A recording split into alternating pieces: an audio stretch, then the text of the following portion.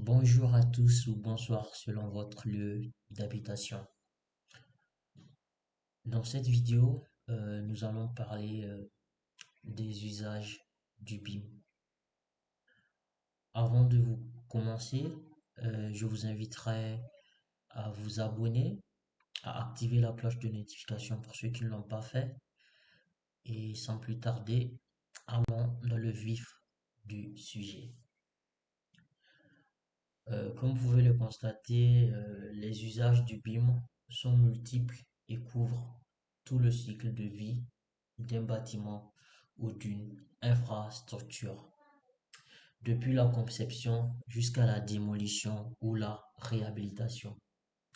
Le BIM, qui signifie littéralement Building Information Modeling, n'est pas seulement une maquette 3D.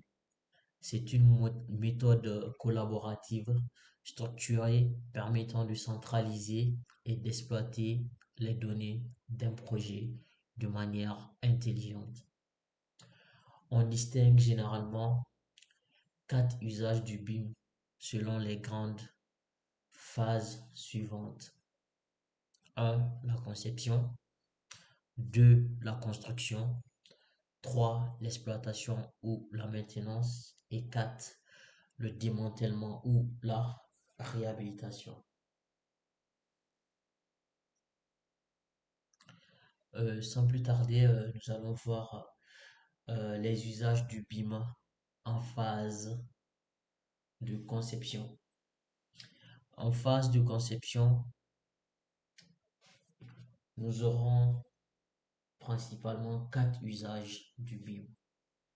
La modélisation architecturale et technique, c'est-à-dire la 2D ou la 3D. Elle consiste en la création de la maquette numérique intégrant la structure, l'architecture et les réseaux techniques, CVC, plomberie, électricité. Elle permet une meilleure visualisation du projet. Elle facilite la communication avec les équipes et le client. Vient par la suite l'analyse et la simulation. Il s'agira principalement de l'analyse thermique, énergétique et environnementale. Au niveau de cette phase, cela permettra une simulation de l'éclairage naturel, de la ventilation, des flux de personnes ou de véhicules, une optimisation de la performance du bâtiment dès les premières étapes.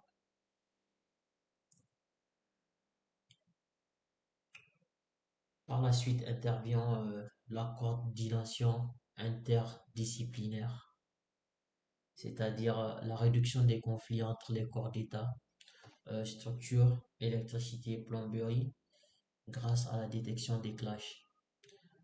Une synchronisation des modifications en temps réel et une meilleure prise de décision grâce à une vision unifiée. Et enfin vient l'estimation des coûts et du planning 4D, 5D. Au niveau de cette phase, cela permettra un lien automatique entre les éléments du modèle et les coûts associés, une intégration du facteur temps pour une simulation de la séquence de construction, un budget et un planning plus fiables dès la phase de conception.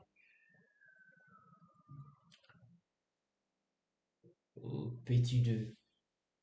Les usages du BIM en phase de construction. En phase de construction, nous avons également quatre usages du BIM.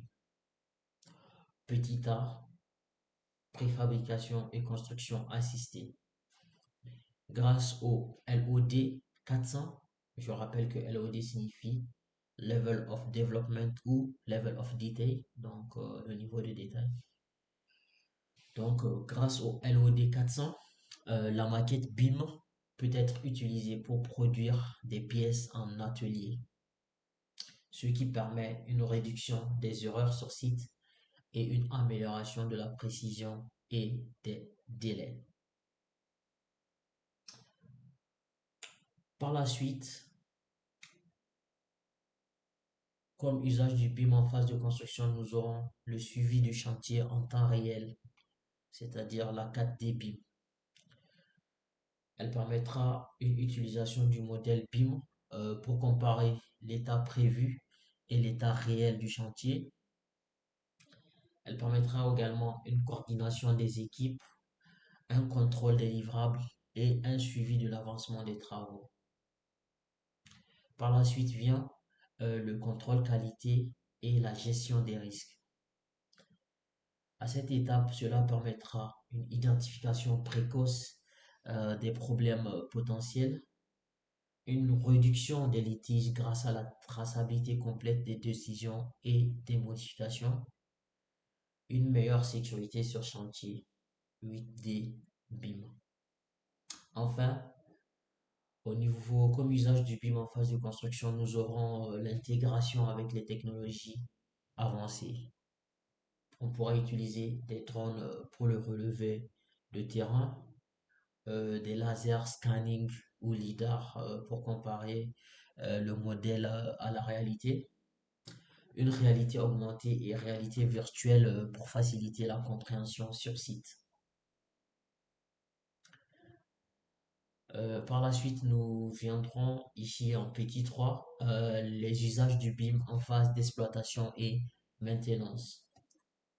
À ce niveau également, nous avons 4 usages.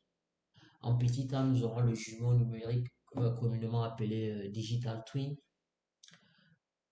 c'est-à-dire que le modèle BIM est mis à jour pour refléter l'état réel du bâtiment.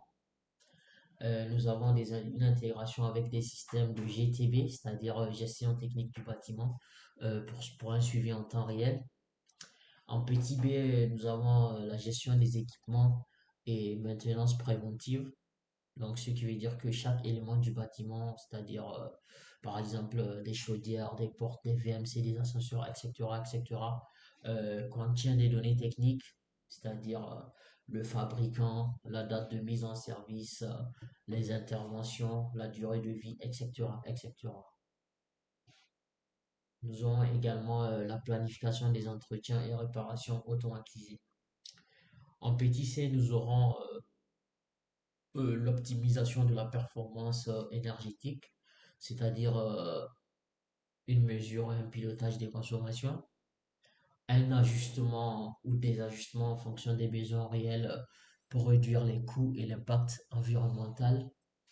Et en petit D, nous aurons la gestion du patrimoine immobilier qui permettra une centralisation des informations dans une base unique pour une meilleure gestion du parc, une facilitation des extensions, des rénovations ou changements d'usage futur. Enfin, en petit 4, nous aurons les usages du BIM en phase de démantèlement ou réhabilitation. À ce niveau, nous avons principalement 2 usages, c'est-à-dire la gestion du cycle de vie complet de l'ouvrage et la planification des travaux de réhabilitation.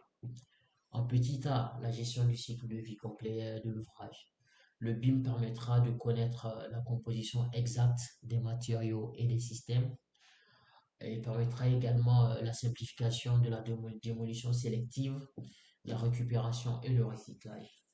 Et enfin, au niveau de la planification des travaux de réhabilitation, cela permettra une simulation des interventions effectuées sur un bâtiment existant, ce qui engendrera, ce qui engendrera naturellement une réduction des coûts et du temps de réhabilitation.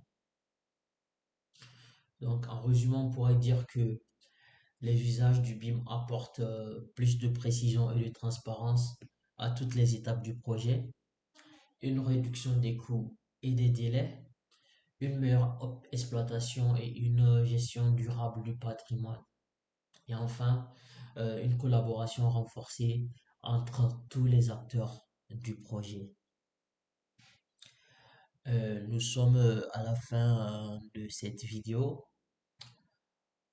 N'hésitez pas à vous abonner et on se dit à bientôt pour une nouvelle vidéo. Je vous remercie.